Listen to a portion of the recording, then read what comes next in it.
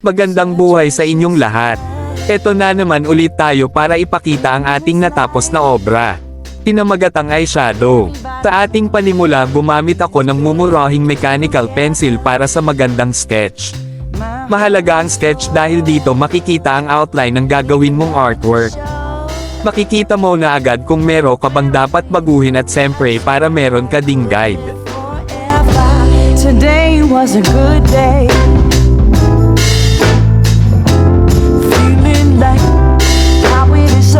Sa pagkukulay naman, mas mainam na sisimulan mo ang pagkulay sa technique na tinatawag na dark to light. Dahil sa ganitong paraan mas kontrolado mo na ang shadow ng drawing at mas magmumukha na siyang realistic dahil doon. Ang ganitong paraan ay gumagana sa akin at siyempre ay iba din ang technique na ginagawa ng ibang artist.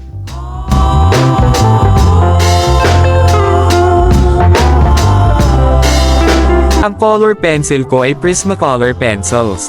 Masasabi mo talaga na sulit ito dahil sa sobrang ganda ng quality niya. Kung makikita mo sa drawing inuuna ko talaga ang dark part dahil wax type ang core ng Prismacolor. Once na inibabaw mo ang dark may possibility itong kumalat at humalo sa mga light tone colors. Yan din ang reason kung bakit dark talaga ang dapat unahin. At light colors naman ang gagamitin para sa final touch, gumagamit at gamit na gamit ko ang white color bakit. Dahil ito ang bubuhay sa drawing ko. Pinibigay ko ang best ko para maging sulit ang bawat piraso ng color pencil ko, masarap gumuhit lalo na kapag galing sa puso mo. Dahil sa bawat artwork ko time and effort lang sapat na.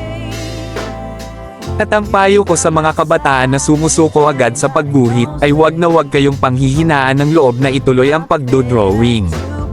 Wala man nagpapagawa or nagpapakomisyon sa inyo ay ayos lang yan.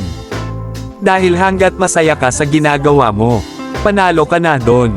Ituloy mo yung mga bagay na magpapasaya sa inyo dahil hindi pera ang basehan ng pagiging matagumpay mo kundi ang pag-abot sa mga pangarap mo.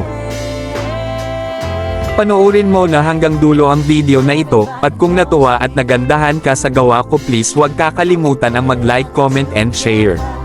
At maraming salamat po.